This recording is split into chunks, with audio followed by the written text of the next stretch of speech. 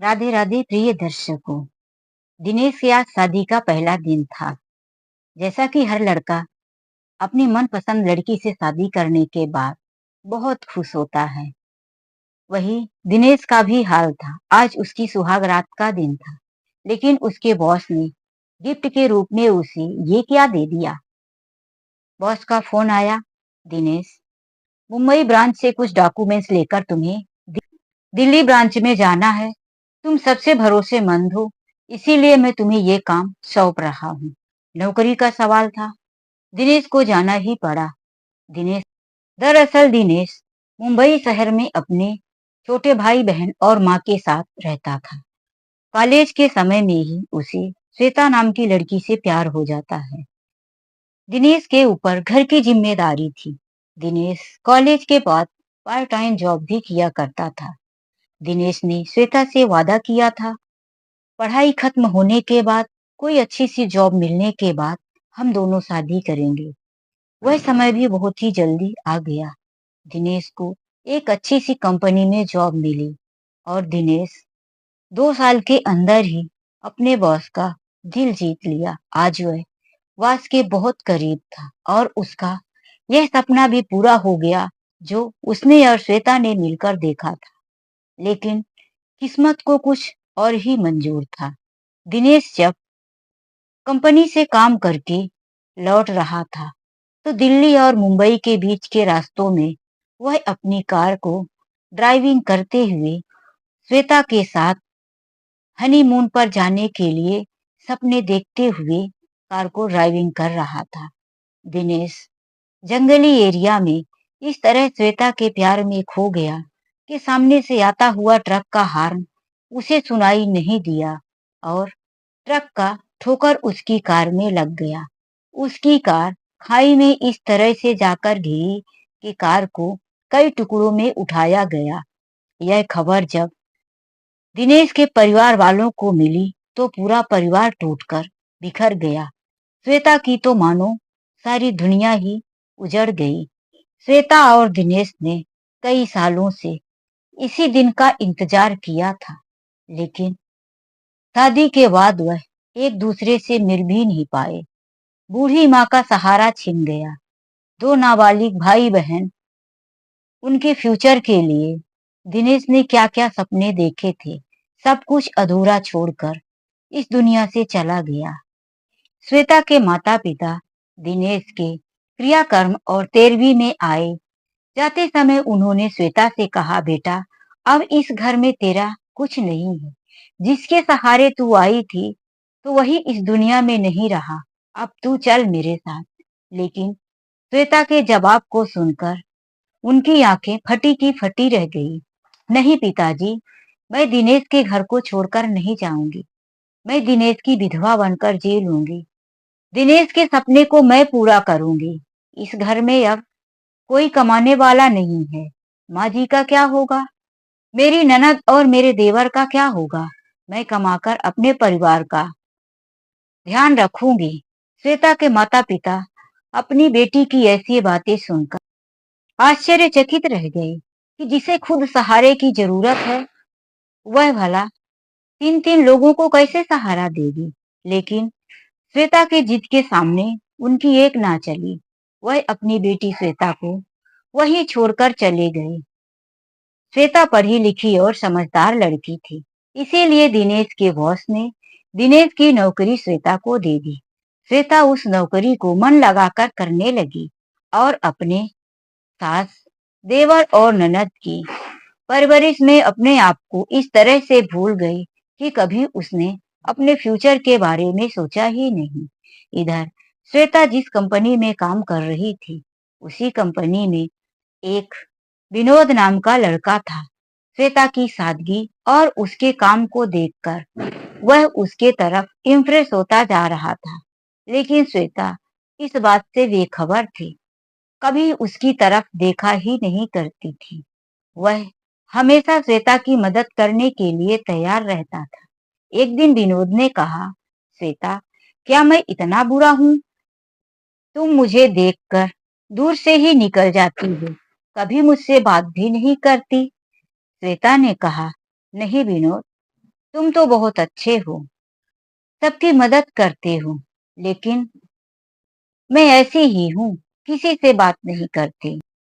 एक दिन ऑफिस के छूटने के बाद श्वेता बस स्टॉप में खड़ी थी। विनोद अपनी बाइक लेकर वहीं पहुंच गया और मौका देखकर श्वेता से कहा, श्वेता, मैं तुमसे प्यार करता हूँ, क्या तुमको जरा सा भी एहसास नहीं मेरे प्यार का? श्वेता ने कहा, ये कैसी बातें करते हो विनोद, तुम मेरे बारे में जानते ही क्या हो? विनोद ने कहा, मैं जितना भी जानता हूँ वह बहुत है। श्वेता बोली, नहीं विनोद, तुम कुछ नहीं जानते मेरे बारे में। प्लीज मेरा पीछा मत करो। मैं एक विधवा हूँ और विधवा को प्यार करने का कोई हक नहीं होता। तुम मेरा इस तरह से पीछा करोगे तो मेरा नाम बदनाम हो जाएगा। समाज वाले क्या सोचेंगे मेरे बारे में? विनोद श्वेता की बातें सुनकर वहां से चला गया। श्वेता जब बस में से अपने घर जा रही थी, तभी उसकी बहन स्नेहा का फोन आया। दीदी, कुछ दिनों के लिए मैं आपके घर आ रही हूँ और मम्मी ने अपने प्यार के रूप में बहुत सारा गिफ्ट भी बांध दिया है। श्वेता ने उदास मन से कहा, हाँ ठीक है, तू घर पहुंच, मैं भी ऑफिस से घर पहुंचती हूँ। स्नेहा ने अपनी बहन की आवाज सुना तो बोला, क्या बात है दीदी, मैं घर आ रही हूँ तो तुम खुश नहीं हो क्या? श्वेता ने कहा, नहीं स्नेहा, ये बात नहीं है, बात कुछ और है। तू घर आ, मैं वहीं आकर तुझे बताती हूँ। जब श्वेता घर पहुंची तो उसकी बहन स्नेहा घर पर पहुंच चुकी थी। आते ही श्वेता ने पूछा, चाय पानी पिया स्नेहा? स्नेहा ने कहा, हाँ दीदी, मैंने चाय पानी तो पी लिया।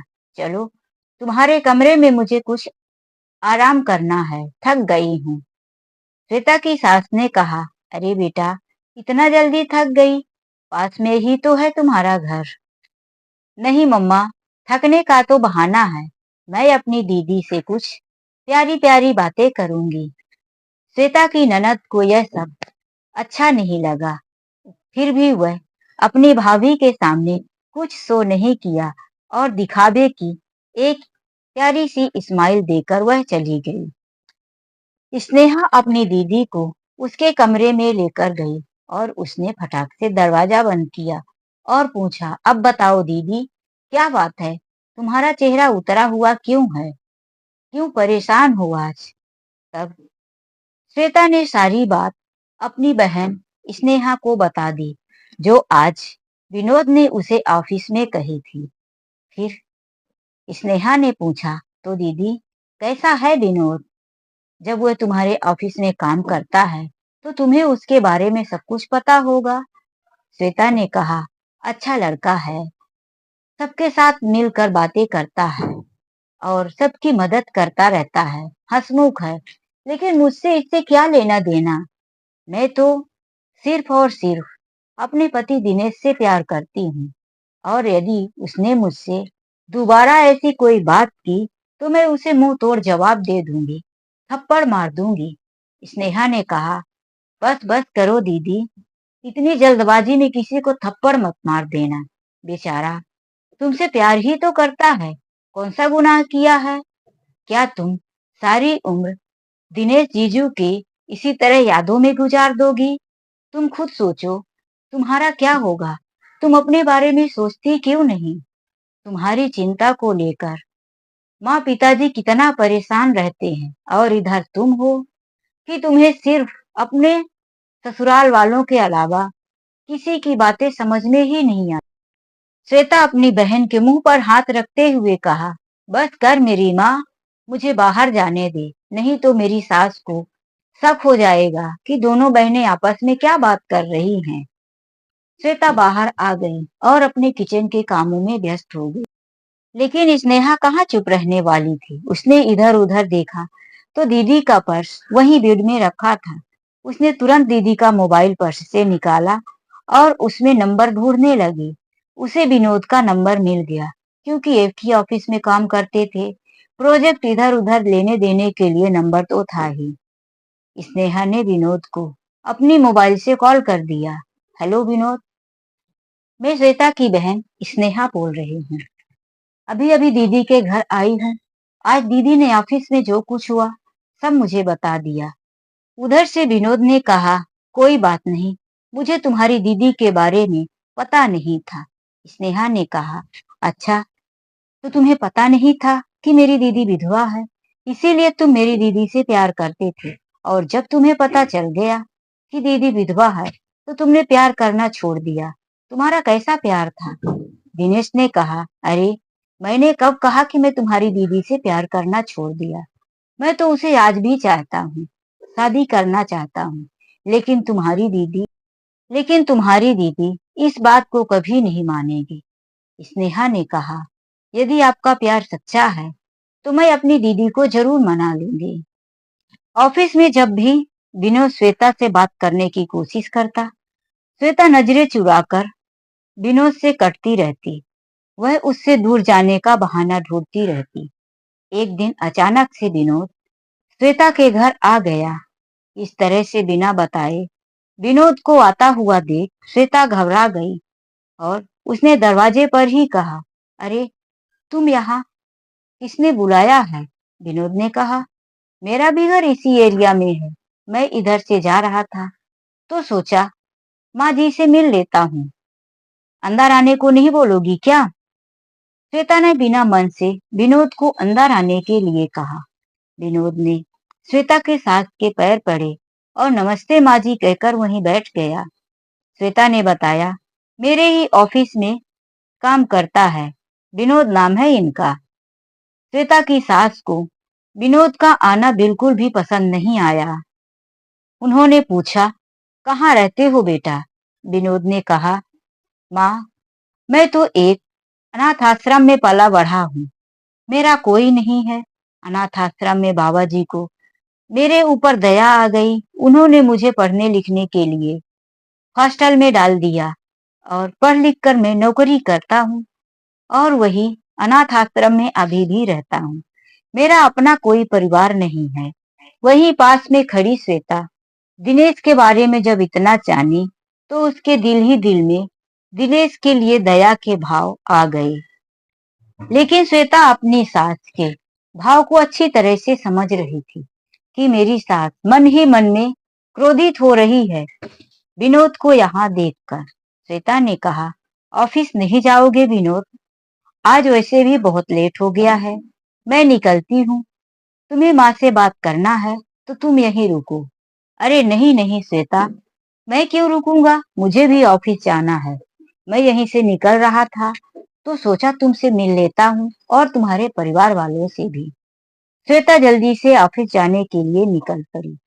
थोड़ी ही दूर पर चल के गई, तभी विनोद अपनी बाइक से उसके पीछे पीछे चलता हुआ बोला, श्वेता, बैठ जाओ मेरी बाइक में, वैसे भी आज लेट हो गया है, अभी तुम बस स्टॉप में जाओगी। बस में ना जाने कितना टाइम लग जाएगा, और जिस बस से तुम जाती थी वह तो अब तक निकल भी चुकी होगी। श्वेता ने कहा, परेशान मत करो, मेरे मोहल्ले के लोग देख रहे हैं, मेरे बारे में क्या सोचेंगे। तुम जल्दी से यहाँ से निकल जाओ। एक तो तुम बिना बताए मेरे घर आ गए और अब मेरे पीछे पीछे बाइक लेकर चल रहे हो। फिर भी विनोद नहीं माना। मोहल्ले के लोग देख रहे थे। श्वेता परेशान होकर विनोद की बाइक में बैठ गई। ऑफिस के कुछ लोगों ने भी श्वेता और विनोद को बाइक में बैठे हुए देख लिया था। अब तो ऑफिस में भी यही बातें हो रही थी।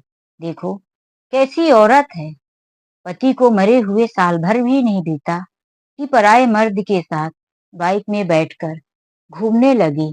तो किसी ने कहा, अरे, इसने ही फंसाया होगा, अच्छा खासा कमाता हुआ लड़का देखकर फंसा लिया अपने जाल में। तो किसी ने कहा, अरे, वह तो लड़का है, कुछ दिन मौज मस्ती करेगा, इसके बाद छोड़ देगा। सोचना तो इस औरत को चाहिए जो विधवा होकर भी इस तरह से मनमानी कर रही है। श्वेता सबकी बातें सुनकर आज बहुत दुखी हो रही थी। उसे अपने आप पर गुस्सा आ रहा था कि क्यों वह किसी और की बाइक में बैठी, और विनोद के ऊपर भी कि आखिर विनोद मेरे घर क्यों गया। विनोद भी सबकी बातें सुन रहा था। आज लंच में उसने अपनी एक दोस्त प्रमिला की फोटो दिखाते हुए दूसरे दोस्त से कहा, देखो, यह मेरे ही ऑफिस में काम करती है, पहचानते हो ना? सब लोगों ने कहा, हाँ क्यों नहीं, यह तो प्रमिला है। तो सुनो, पता है, इसकी ऐसी आदत है कि यह साल में 2-3 दोस्त बदल ही देती है। प्रमिला ने कहा, क्यों विनोद, मेरी इतनी इंसल्ट क्यों कर रहे हो? मेरी लाइफ में बोलने का तुम्हें हक किसने दिया?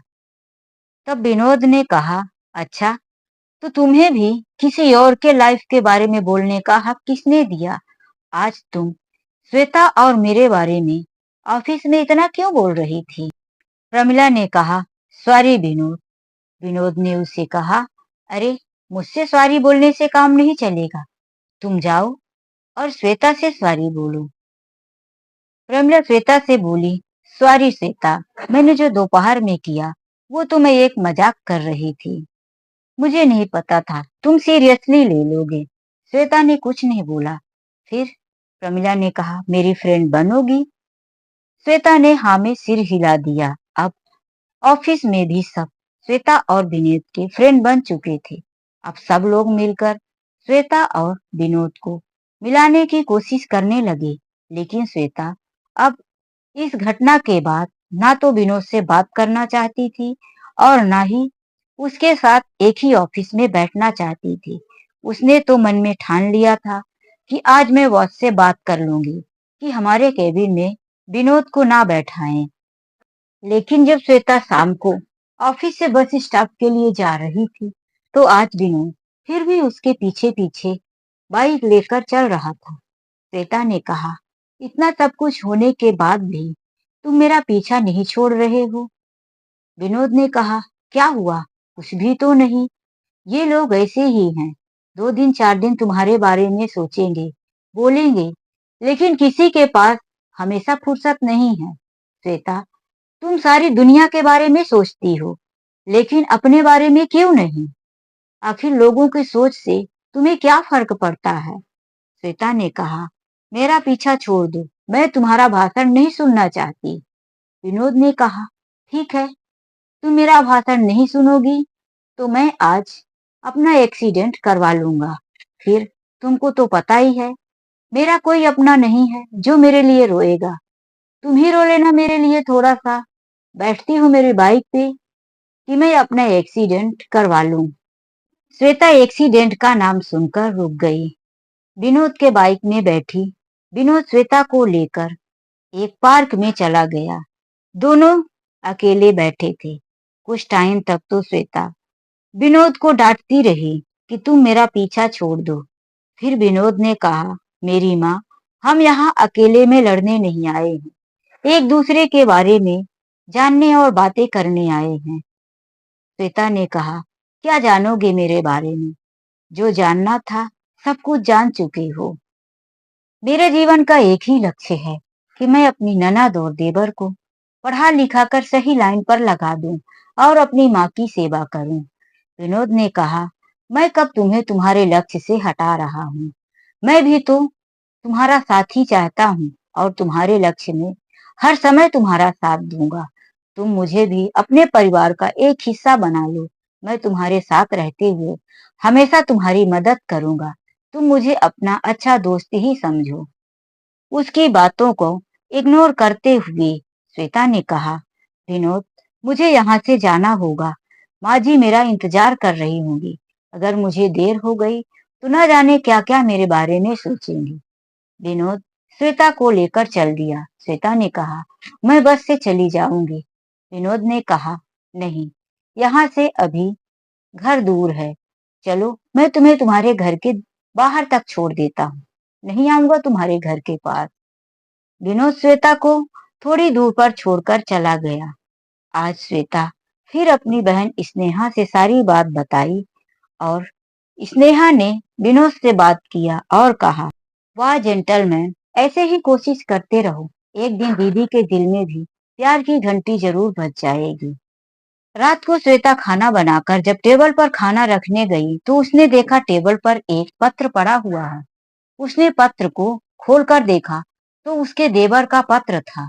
उस पत्र में लिखा था, मुझे माफ कर देना भाभी, मैं आपके जेवर घर में रखे हुए पैसे और इस घर को बेचकर हमेशा हमेशा के लिए जा रहा हूँ। इस घर में मेरा भी हक है, इसीलिए मैं अपने हक का सब कुछ लेकर जा रहा हूँ।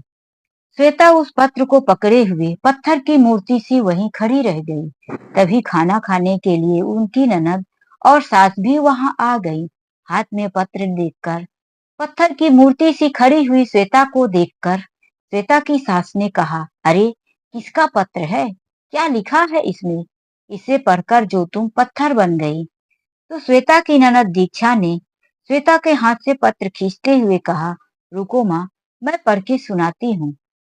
उस पत्र में लिखी हुई बातें सुनकर श्वेता की सास जोर जोर से हाँफने लगी और वहीं फर्श पर धराशायी होकर धड़ाम से गिर गई। दीक्षा ने पत्र को फेंक दिया। माँ, क्या हुआ माँ? वह जोर से चिल्लाने लगी। श्वेता भी पानी लेकर आई, आंखों में छींटा मारी, लेकिन श्वेता की सास होश में नहीं आ रही थी। श्वेता तुरंत ऑटो बुलवाई और सास को लेकर हॉस्पिटल गई। हॉस्पिटल में चेकअप के बाद डॉक्टर ने बताया, बीपी हाई होने की वजह से इन्हें चक्कर आ गया था। आप चाहें तो आज के दिन हॉस्पिटल में रख सकती हैं या कि फिर आप इन्हें 2-4 घंटों के बाद घर भी ले जा सकती हैं। श्वेता ने सोचा, यदि रात को माँ को फिर टेंशन की वजह से कुछ हो गया तो मैं अकेले हॉस्पिटल लेकर कैसे आऊंगी, इसीलिए आज रात में यही हॉस्पिटल में ही रुक जाती हूँ। श्वेता अपनी सास के पास बैठी ही थी वार्ड में कि उसी विनोद की आवाज सुनाई दे रही थी। उसने सोचा, मेरा भ्रम होगा, यहाँ विनोद कैसे आएगा? मैंने तो विनोद को बताया भी नहीं मेरे घर के हालातों के बारे में। लेकिन जब श्वेता ने पीछे मुड़कर देखा तो विनोद खड़ा था। वह नर्स से बात कर रहा था श्वेता की सास के बारे में। विनोद कुछ ही मिनट के बाद श्वेता के पास आकर बोला, अब चिंता की कोई बात नहीं है, मैंने नर्स से बात कर लिया है, वह तो छुट्टी देने के लिए भी कह रही है। श्वेता ने कहा, मुझे पता है, मेरी डॉक्टर से बात हो गई है। और तुम यहाँ क्यों आ गए? किसने बुलाया है तुम्हें? कैसे पता चला? विनोद ने कहा, जहाँ तुम वहां मैं, पता लगने की क्या बात है, हम दोनों का दिल एक ही जो है। श्वेता अपनी सास के सामने विनोद के मुंह से ऐसी बातें सुनकर गुस्से में आ गई। उसने कहा, चले जाओ यहाँ से, यहाँ तुम्हें रुकने की कोई जरूरत नहीं है। विनोद पीछे मुड़कर जाने लगा तो न जाने श्वेता ने मन में क्या सोचा कि कहा, अरे आए हो तो एक बार माँ का हाल भी नहीं पूछोगे? फिर विनोद पीछे मुड़कर बोला, अरे मैडम, जा कौन रहा है? मैं तो देखना चाहता था कि तुम मुझे किस तरह से भगा रही हो यहाँ से। वह आया और माँ जी से बातें करने लगा। माँ जी, अब कैसी है तबीयत, कैसा लग रहा है आपको? वह फिर वहां से बाहर चला गया। श्वेता ने सोचा, अरे ये कैसा इंसान है, दो बातें किया और चला गया। अच्छा हुआ पीछा छूटा, बहुत बातें करता है, परेशान कर देता है। लेकिन कुछ आधे घंटे के बाद हाथ में कुछ पैकेट लिए हुए विनोद वापस आ गया और कहने लगा, ये लो माँ जी के लिए फ्रूट और जूस, तुम्हारे लिए मैडम खाना। मुझे पता है कि तुम लोग खाना खाकर नहीं आए हो, चलो बैठो। श्वेता ने कहा, तुम्हें फिक्र करने की जरूरत नहीं है, हम लोग कल सुबह जाकर खा लेंगे। फिर विनोद ने माँ जी के हाथों में फ्रूट पकड़ाते हुए और एक प्लेट में खाना निकालकर श्वेता को दिया और कहा, ये मैं कुछ नहीं सुनने वाला, कल खा लेंगे, अब भी खाओ, मैं यह खाना फेंकने के लिए नहीं लाया हूँ, खत्म करो इसे। श्वेता को भी आज विनोद का इस तरह से अपनापन जताना अच्छा लग रहा था। आज पहली बार कोई था जो इतना जोर जबरदस्ती करके श्वेता का केयर कर रहा था। श्वेता ने चुपचाप खाने की प्लेट ले ली और कहा, तुम नहीं खाओगे? विनोद ने कहा, मैं तो घर से खाना खाकर आया हूँ।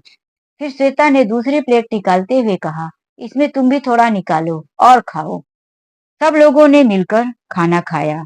दूसरे दिन जब हॉस्पिटल से छूटकर माँ जी घर जा रही थी तो विनोद ने कहा, माँ जी, मैंने हॉस्पिटल का पूरा बिल पेमेंट कर दिया है और अब मैं आपको घर तक छोड़ने भी आया हूँ। वह माँ जी का हाथ पकड़कर उन्हें सहारे देकर चल रहा था। यह बातें सुनकर श्वेता ने कहा, क्यों? हॉस्पिटल का बिल क्यों पेमेंट कर दिए? क्या मैं अपनी माँ जी को तुम्हारे भरोसे हॉस्पिटल लाई थी? लो, यह अपने पैसे लो और अभी के अभी यहाँ से चले जाओ। मुझे तुम्हारे एहसान की जरूरत नहीं है।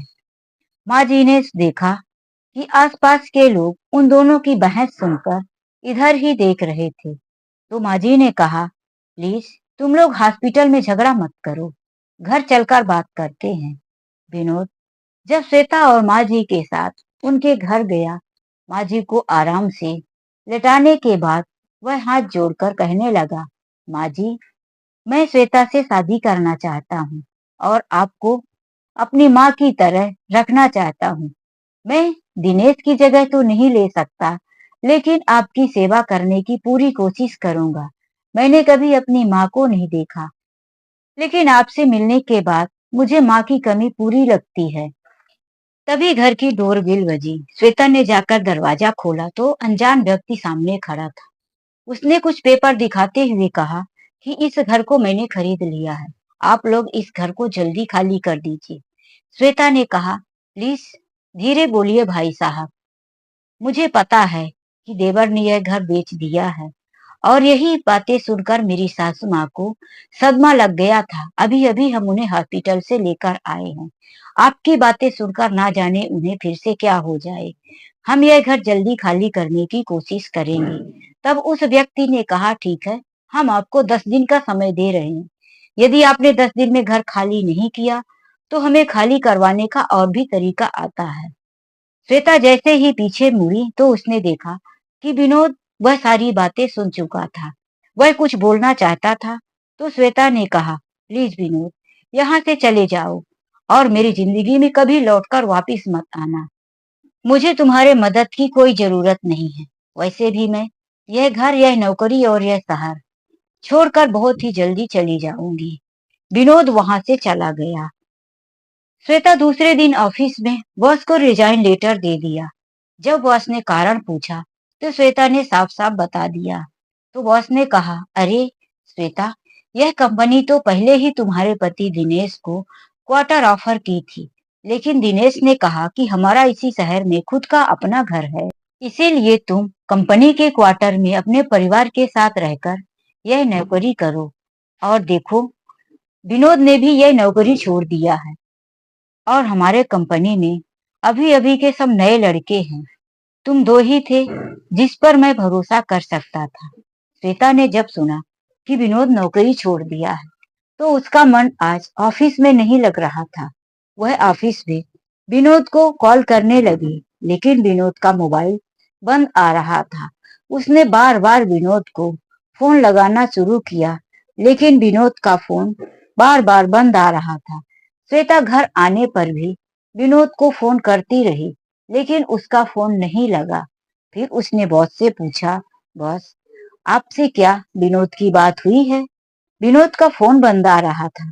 बॉस ने कहा, मुझे कुछ पता नहीं। एक दिन पहले ही विनोद आया था और बोल के गया कि मैं यह नौकरी छोड़कर जा रहा हूँ। फिर ना जाने उसका फोन क्यों बंद आ रहा है। श्वेता ने सोचा, यह सारी गलती मेरी है। कहीं विनोद ने कुछ ऐसा वैसा तो नहीं कर लिया। अनहोनी के डर से उसका दिल कांप गया। उसने कह दिया, आई लव यू विनोद, काश तुम मेरे पास होते। मुझे माफ कर दो विनोद, यह सब मेरी वजह से हुआ। लेकिन विनोद वहां हो तब न उसकी बात सुन पाए। आज श्वेता को बहुत अकेला महसूस हो रहा था ऑफिस में। उसे लग रहा था कि उसने विनोद को खोकर बहुत बड़ी गलती कर दी है। काश समय रहते वह विनोद को समझ पाती और उसे अपना लेती। वह उदास मन से ऑफिस में बैठी थी। तभी उसकी बहन स्नेहा का फोन आया, दीदी, विनोद का पता चल गया है, तुम जल्दी से मंदिर में आ जाओ। श्वेता वहां से भागी भागी मंदिर पहुंची तो उसने देखा कि विनोद दूल्हा बना हुआ शादी के लिए बैठा था। उसके बगल में एक मोटी सी लड़की दुल्हन बनी बैठी थी। श्वेता उसके पास जाकर उसे पकड़कर खड़ा कर दिया और कहने लगी, अच्छा, तो मैं 2 दिन से तुम्हारे लिए परेशान हूँ। तुम्हें ढूंढ ढूंढ के मेरा बुरा हाल था। मेरी रो रो के आंखें सूज गई और तुम यहाँ इस मोटी से शादी कर रहे हो। तुम ऐसा कैसे कर सकते हो? आज तक तो मेरे पीछे पीछे दौड़ रहे थे, प्यार करने का दावा मुझसे कर रहे थे, और 2 ही दिनों के बाद तुम्हें कोई और मिल गई। तुम किसी और से शादी कर सकते हो। विनोद, मैं तुम्हें ऐसा नहीं करने दूंगी। मैं तुम्हारे बिना अब नहीं रह सकती।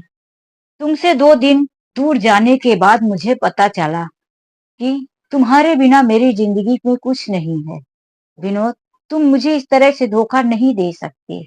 वह इस तरह से कहकर बिलख कर रोने लगी तो वह दुल्हन उठकर खड़ी हुई और अपना दुपट्टा निकालकर फेंक दिया। दुपट्टे के अंदर कोई और नहीं, उसके बॉस थे। उसे देखते ही उसका रोना बंद हुआ।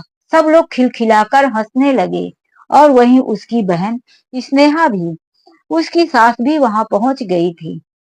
वह ठग सी खड़ी रह गई। उसने कहा, यह सब क्या तमाशा लगा रखा है आप लोगों ने? तो स्नेहा ने कहा, दीदी, आप सही लाइन पर नहीं आ रही थी। आप विनोद को इस तरह से बार बार अपमानित कर रही थी। तो हम सबने मिलकर प्लानिंग बनाया कि आखिर आपके दिल की बात बाहर निकालने का इससे अच्छा तरीका कोई और नहीं था, और इसमें हमारे बॉस ने भी साथ दिया। फिर बॉस ने कहा, तो लो कर लो अपने विनोद से शादी। मैं जा रहा हूँ तुम दोनों की जिंदगी से दूर। श्वेता अभी भी हंसी नहीं थी। तो बॉस ने कहा, अच्छा, तो अभी भी इरादा बदल रहा है क्या? तो चलो मैं ही तुम्हारे विनोद से शादी कर लेता हूँ। अब की बार श्वेता खिलखिलाकर हंस पड़ी। फिर स्नेहा ने अपनी बहन को दुल्हन के रूप में बहुत ही खूबसूरत सजाया। जब दुल्हन बनी श्वेता मंडप पर आई तो विनोद एकटक श्वेता को देखता ही रह गया। ऐसा लग रहा था आसमान से उतरी हुई कोई अप्सरा है। श्वेता और विनोद की शादी के कुछ ही महीनों के बाद एक दिन श्वेता और विनोद उसी मंदिर में पूजा करने गए थे। जब वह बाहर खड़े भिखारी लड़कों में प्रसाद बांट रहे थे तो उनमें से एक लड़के की आवाज श्वेता सुनकर चौंक गई, जो कह रहा था, दीदी, थोड़ा और दे दो, थोड़ा और दे दो। उसने देखा तो वह लड़का कोई और नहीं, उसका देवर था। उसके हाथों में, उसके गालों पर, माथे पर जगह जगह जलने और कटे हुए निशान थे। गंदा मैला कपड़ा पहना हुआ था। शरीर सूख कर आधा हो गया था। वह उसे आश्चर्य से देखती रह गई। उसने उससे पूछना चाहा कि तुम्हारी ऐसी हालत किसने किया, लेकिन उसके देवर ने इशारे से चुप करवाते हुए कहा कि हम आपको सब बताएंगे, लेकिन आप हमें 2 घंटे के बाद दूसरी जगह मिलो। फिर वह वहां से चली गई और उसी के बताए हुए जगह पर 2 घंटे के बाद विनोद के साथ आई। तो उसके देवर ने कहा, भाभी, मुझे यहाँ से मुक्त करवा लो, आपको दिनेश भैया की कसम। तो श्वेता ने उसके गाल पर 2-3 थप्पड़ जड़ दिया। खबरदार, अगर तूने अपने भाई का नाम भी लिया तो। फिर उसने बताना शुरू किया कि भाभी, जब मैं घर के जेवर और पैसे लेकर आ रहा था तो मैं बच्चा चोर गैंग में फंस गया। उन लोगों ने मेरा सारा पैसा और जेवर छुड़ा लिया और मुझे बहुत मारा और फिर मुझे भीख मांगने के लिए मजबूर किया। मैंने मना किया तो मेरे शरीर में जगह जगह जला दिया और कहा, ऐसा नहीं सुनेगा तो तेरे हाथ पैर काट दूंगा। वह हाथ छोड़ने लगा। प्लीज भाभी, मुझे इस मुसीबत से निकाल दो। श्वेता और विनोद ने मिलकर पुलिस में खबर किया और बच्चा चोर गैंग को पकड़वा दिया। जब श्वेता का देवर छूटकर घर आया तो श्वेता की सास ने उसे तो पहले कई थप्पड़ मारे, फिर वह माफी मांगता रहा, लेकिन श्वेता की सास ने अपने बेटे को माफ करने से मना कर दिया। उसने पुलिस को बुलाकर उसके किए की सजा उसे दिलवाया। उन्होंने कहा कि इसने मेरे पति के निशानी मेरे घर को बेच दिया, घर की सारी संपत्ति ले जाकर बाहर लुटवा दिया। आज यदि बहू हमारे साथ नहीं होती तो मैं अपनी बेटी को लेकर कहाँ जाती। भगवान करे ऐसी बहू सबको मिले। बहू हो तो ऐसी। तो दोस्तों, यह कहानी आप लोगों को कैसी लगी, लाइक और कमेंट करके जरूर बताएं। कहानी को अंत तक सुनने के लिए आप लोगों का दिल से मैं धन्यवाद करती हूँ।